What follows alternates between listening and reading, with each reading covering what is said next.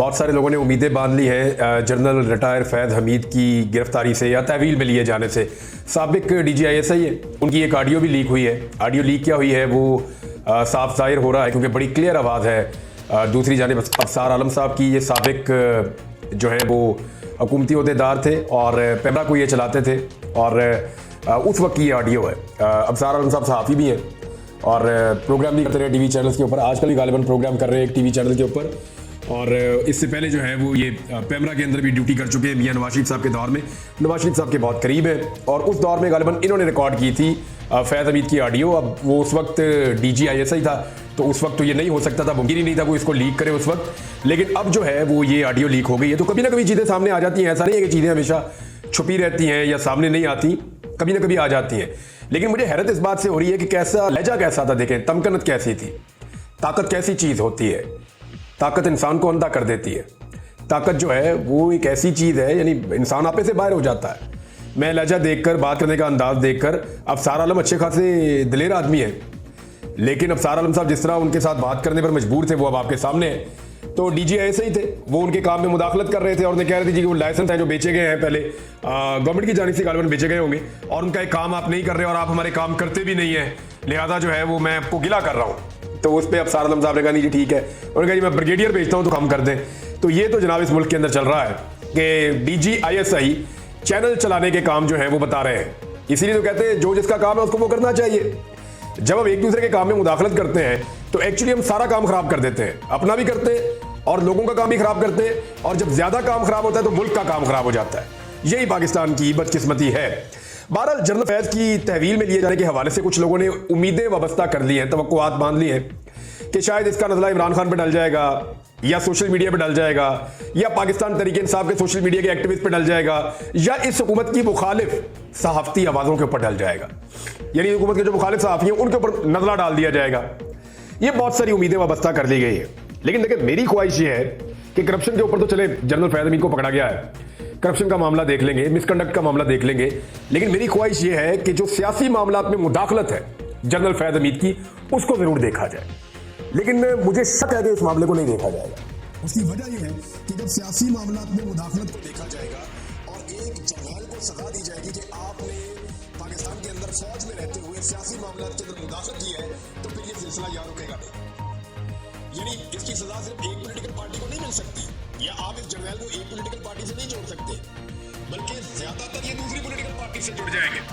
फिर तहरीक लबैक के मामला खुल जाएंगे, फिर PMLN के बहुत सारे मामला खुल जाएंगे, फिर बाकी और पॉलिटिकल पार्टी है उनके भी खुल जाएंगे। फजलुर रहमान साहब क्या कहते हैं वो मामला भी खुल जाएंगे, फिर पाकिस्तान तहरीक इंसाफ के भी कुछ मामला खुल जाएंगे। तो बात बड़ी सीधी है कि तहरीक इंसाफ ने कल्ले नहीं फंसना, अगर तो ये करना है तो इस तमाम में सारे ही नंगे हैं, सारे के सारे फंस जाएंगे। लेकिन मेरे ख्याल में अगर इदारे सियासत में मुदाखलत ना करें तो ये पॉलिटिकल पार्टी को भी कोई जरूरत नहीं है, वो भी अपनी सियासत करेंगी। अब पॉलिटिकल पार्टी की मजबूरी बन जाती है कि जनाब अब ये इतनी ज्यादा मुदाखलत कर रहे हैं, मुझे लगातार मार पड़ रही है, तो मैं क्यों ना थोड़ा ताल्लुक बना लूं कि मुझे मारना पड़े। मुझे अच्छी तरह याद है कि राणा सनाउल्लाह साहब थे पंजाब के वजीर कानून, उन्होंने एक बड़ी लॉजिकल बात की। पंजाब के अंदर दहशतगर्दों के हमले शुरू हो गए और उस वक्त जो है वो एक गवर्नमेंट के कुछ लोगों ने बातचीत की दहशतगर्द ग्रुपों के साथ और उन्हें कहा जी कि आप ये अटैक ना करें, तो उन्होंने अपने आप को महफूज करने की कोशिश की। अब इसमें मुझे राणा सनाउल्लाह साहब ने उस वक्त कहा था कि अगर वो लोग बात कर सकते हैं तो हम बात क्यों नहीं कर सकते, हम अपने आप को क्यों ना महफूज करें। तो ये सियासतदान की मेंटेलिटी होती है कि जहां से मार पड़ रही होती है, सख्ती आ रही होती है, वो कोशिश करता है कि वहां थोड़ा ताल्लुक ही बना ले। सियासतदान जो है तो वो ताल्लुक बनाने की कोशिश करेगा। अब मामला ये है कि अगर तो यानी मैंने कहा था मामला यार रुकेगा नहीं, वो इसलिए नहीं रुकेगा कि अगर एक जर्नैल को सजा होगी तो बाकियों के लिए भी रास्ता खुल जाएगा। फिर देखना पड़ेगा मामला शुरू कहां से हुआ। मुजीबुर रहमान शमी साहब है, सीनियर जर्नलिस्ट है, उन्होंने भी कहा, उन्होंने कहा मामला तो शुरू होता है अयूब खान से, सियासत में मुदाखलत का, तो ये मामला तो आज भी चल रहा है।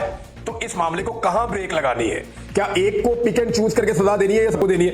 देखिए अगर करप्शन पे और मिसकंडक्ट पे होगा तो बिल्कुल ठीक है, वो तो बिल्कुल ठीक है, वो तो फैज़ हमीद साहब के साथ वही होना चाहिए जो उन्होंने किया है, जो उन्होंने गुनाह किया उसकी सजा उनको मिलनी चाहिए। पाकिस्तान तहरीक इंसाफ भी ये कह रही है हमारा कोई ताल्लुक नहीं है, फौज का अंदरूनी मामला है। नवाज शरीफ ने भी यही कहा है फौज का अंदरूनी मामला है, इसके जो सियासी इश्यूज हैं उनके ऊपर तो सियासतदान बात करेंगे, लेकिन ये अंदरूनी मामला है, फौज जाने, फौज का काम जाने, ये सारे कह रहे हैं। तो ये तो बिल्कुल ठीक है, लेकिन अगर मेरी ख्वाहिश के मुताबिक, आम पाकिस्तानियों की ख्वाहिश के मुताबिक कि फौजी कोई जो है वो मुकद्दस गाय नहीं होते उनके खिलाफ भी कानूनी कार्रवाई होनी चाहिए अपने हलफ से खिलाफ वर्जी करने पर और सियासत के अंदर मुदाखलत करने पर, तो फिर फैज़ हमीद पे कार्रवाई हो और फिर ये सिलसिला रुकेगा नहीं। ये मैं आपको पहले बता रहा हूं। अब एक चीज मैं आपको और बताता हूं इसी हवाले से। ख्वाजा आसिफ साहब ने कहा कि साबिक army chief general retire Qamar Javed Bajwa 6 माह से 1 साल की एक्सटेंशन का कह रहे थे। यानी उनकी हुकूमत आती है अप्रैल में, मई, जून, जुलाई, अगस्त, सितंबर, अक्टूबर, नवंबर, यानी 6 महीने उनकी हुकूमत रही थी ना, 6 से 7 माह। तो उस 7 माह के अंदर बार बार जनरल बाजवा एक्सटेंशन मांगते थे। वो कहते जी हमें एक्सटेंशन दे दे, मुझे 1 साल की एक्सटेंशन दे दे। और एक मरतबा तो जनरल बाजवा ने मार्शल लॉ लगाने की धमकी भी दे दी थी। ये बात ख्वाजा आसिफ ने आज कही है, लेकिन इससे पहले ये बात जो है वो इरफान सिद्दीकी साहब कह चुके हैं और पीएमएलएन इस बारे में बता चुकी है। अच्छा, जब ये धमकी लगाई थी जनरल बाजवा ने, उस वक्त पीएमएलएन ने बिल्कुल इसके ऊपर जरा सी भी बात नहीं की। जनरल बाजवा की जब इमरान खान साहब से मुलाकात हुई उस वक्त ऐवान सदर में आरिफ अलवी साहब की मौजूदगी में, तो तब इमरान खान साहब भी एक फार्मूला लेकर आए थे कि ठीक है, मुख्तसर मुद्दत के लिए जनरल बाजवा को एक्सटेंशन दे देते हैं और ये इलेक्शन करवा लें, तो उसके बाद फिर देख लेंगे बाद में अगला आर्मी चीफ कौन आएगा। तो ये इमरान खान साहब ने भी बात की थी। इसका मतलब है जनरल बाजवा साहब ने वहां भी शायद ये बात रखी थी और यही अब गवाही जो है वो इरफान सिद्दीकी साहब और ख्वाजा आसिफ साहब भी दे रहे हैं। तो सियासत में इससे ज्यादा बड़ी और घटिया मुदाखलत और क्या होगी कि एक आर्मी चीफ अपनी एक्सटेंशन मांग रहा है और एक्सटेंशन ना मिलने की सूरत में जमहूरियत का तख्ता उलटने की धमकी भी दे रहा है कि जनाब मैं इस मुल्क के अंदर जो हूं वो मार्शल लॉ लगा दूंगा। राणा सनाउल्लाह साहब ने एक बहुत बड़ी ऑफर की है, ये बहुत बड़ी ऑफर है और मेरे ख्याल में पाकिस्तान तहरीक इंसाफ को इस ऑफर को लब्बैक करना चाहिए और फौरी तौर पे लब्बैक कहना चाहिए। राणा सनाउल्लाह साहब ने कहा, ये वज़ीर आज़म के मुशीर हैं, आप याद रखिएगा, और इन्होंने नवाज शरीफ साहब के साथ मुलाकात भी की है। अभी ये इनकी कल ही मुलाकात हुई है नवाज शरीफ से और सारी पार्टी की क़यादत बैठी हुई थी। शहबाज शरीफ, नवाज शरीफ, मरियम हमजा, घर के सारे बंदे बैठे हुए थे, बाहर के 4-6 और थे। तो ये सारे बैठ के कल तय करके उठे हैं। इसहाक डार साहब भी वहां 4 और थे, तो ये सारे बैठ के कल तय करके उठे हैं। इसहाक डार साहब भी वहां पे थे। तो इन्होंने बात की कि आइन में ऐसी तरमीम होनी चाहिए कि एक्सटेंशन का सिलसिला खत्म हो जाए। जनरल बाजवा ने एक्सटेंशन की बात ख्वाजा आसिफ से की, हो सकता है ये बात जनरल बाजवा ने मलिक अहमद खान से ना की हो, क्योंकि मलिक अहमद खान बाजवा के दोस्त हैं। वो कह रहे हैं जी वो तो सामने लोगों को कह रहे थे मुझे एक्सटेंशन नहीं चाहिए। भाई सामने बंदा कुछ और कहता है, बाज़ औक़ात जो है वो पसे पर्दा कोई और बात कर रहा होता है। और जनरल बाजवा के बारे में मशहूर है कि वो ऐसा किया करते थे, यानी मुंह पे कोई और बात करते थे, अंदर कोई और बात करते थे। यानी हम सहाफ़ियों के साथ जब वो बैठते थे तो वही कहते थे कि ये बातें मैंने आपके साथ कर तो दी हैं, लेकिन आपने बाहर जाके मेरा नाम नहीं लेना। यानी ये सारे सहाफ़ी इकट्ठे बैठे हुए थे। मैं कभी अकेला नहीं मिला जनरल बाजवा को, जब भी मिला हूं सहाफ़ियों के साथ मिला हूं, अकेला नहीं मिला। तो उससे मुलाकात में अरशद शरीफ साहब भी मौजूद थे, मुझे याद है। तो उन्होंने कहा था जी आपने ये बात बाहर जाके मेरे ज़िम्मे से नहीं कहनी या मुझे कोट करके नहीं कहनी। तो चंद सहाफ़ियों ने कहा अगर हम कह दें तो उन्होंने कहा मैं फिर डिसोन कर दूंगा, हंसते हुए उन्होंने कहा। तो जनरल बाजवा अंदर कोई और बात बाहर कोई और बात वो कर लेते होते थे। अब मामला ये है कि इससे बड़ी तो खुली कोई मुदाखलत हो नहीं सकती सियासत में कि जमहूरियत का तख्ता ही मैं उलट दूंगा अगर मुझे एक्सटेंशन ना दी गई तो जनरल बाजवा के ऊपर भी केस बनना चाहिए। अगर तो सियासत में मुदाखलत का केस बनाना है तो राणा सनाउल्लाह साहब ने जो ऑफर दी, उन्होंने कहा जी एक ऐसी तरमीम होनी चाहिए आइन में कि एक्सटेंशन वाला सिलसिला ही हमेशा के लिए बंद हो जाए। तो पाकिस्तान तहरीक इंसाफ को कल इसके ऊपर प्रेस कॉन्फ्रेंस करनी चाहिए, बल्कि आज ही करनी चाहिए और खुलकर इसके ऊपर बात करनी चाहिए कि जनाब हमारे जितने वोट हैं, 80 हैं, 90 हैं, 100 हैं, 110 हैं, सारे वोट हम आपको देंगे, आप ये मुल्क के अंदर एक्सटेंशन का सिलसिला हमेशा के लिए बंद कर दें। मुझे अच्छी तरह याद है इमरान खान साहब के पास कुछ पैगाम रसा आए थे और वो आए थे मियां नवाज शरीफ साहब वगैरह को मिलकर। तो तब भी ये बात हुई थी, तो इमरान खान साहब ने कहा था जी इसके लिए तो मैं बिल्कुल राजी हूं कि आप आर्मी का रूल फिक्स कर दें और जो मुद्दत है उसका मामला भी आप फिक्स कर दें और साथ ही आप मईशत के ऊपर भी एक मिसाक कर लें, सारा मुल्क ये तय कर लें, सारी पॉलिटिकल पार्टीज, और इलेक्शन के ऊपर भी आप तय कर लें कि पाकिस्तान में इलेक्शन कैसे होंगे ताकि आइंदा किसी को एतराज ना हो। ये 3 उन्होंने बड़े मामला कहे थे, एक मईशत, एक साफ और शफाफ इलेक्शन और एक उन्होंने कहा था कि आर्मी चीफ की तैनाती और उनकी मुद्दत मुलाजमत के मामला जो है उनको तय कर लिया जाए ताकि आइंदा जो है वो जो फड्डा पाकिस्तान में पड़ जाता है वो पड़े ही ना। तो ये राणा सनाउल्लाह साहब की एक बड़ी अच्छी ऑफर है। पाकिस्तान तहरीक इंसाफ को इसको वेलकम करना चाहिए और पाकिस्तान तहरीक इंसाफ को चाहिए कि वो अब हुकूमत को भागने ना दे, बल्कि उन्हें कहे कि ठीक है आप पेश करें बिल, हम आपके साथ खड़े हो जाएंगे, इस आईनी तरमीम को लेकर आए, हम इसको मंजूर कराएंगे, हमारे सारे सेनेटर्स और सारे एमएनए इसके अंदर शामिल होंगे।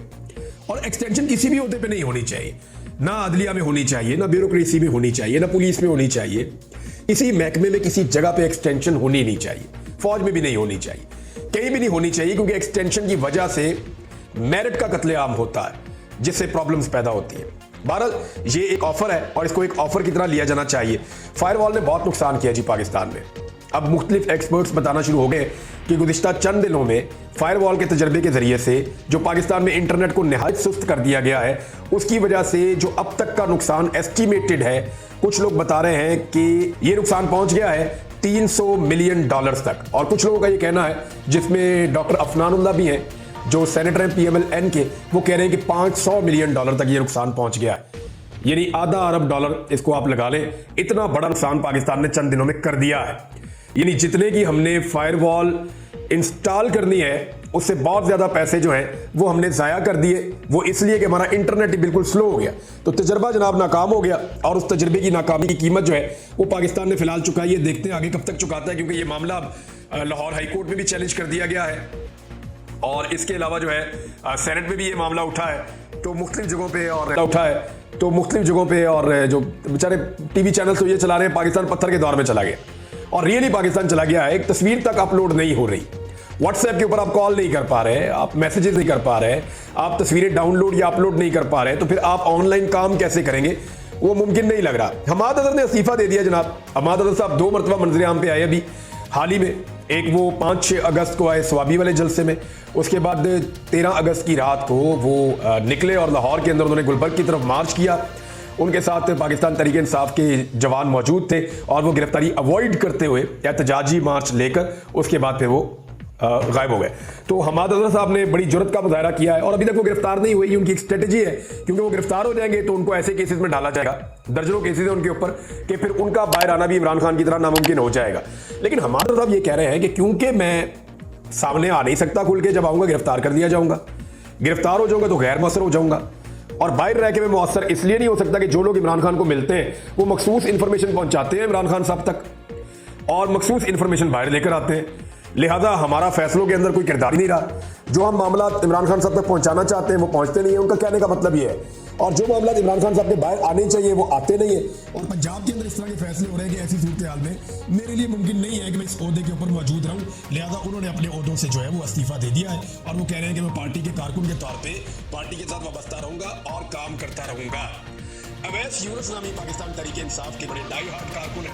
इनके ऊपर पहले भी काफी टॉर्चर हो चुका है और बहुत जबर इन्होंने बर्दाश्त भी किया है। इन्हें गिरफ्तार कर लिया गया था 13 अगस्त की रात को और लॉकअप के अंदर मुबैना तौर पे शाकिर रवान साहब ने इनकी फोटो लगाई हुई है सोशल मीडिया पे कि लॉकअप के अंदर इनकी बाकायदा तस्वीरें सामने आई थी।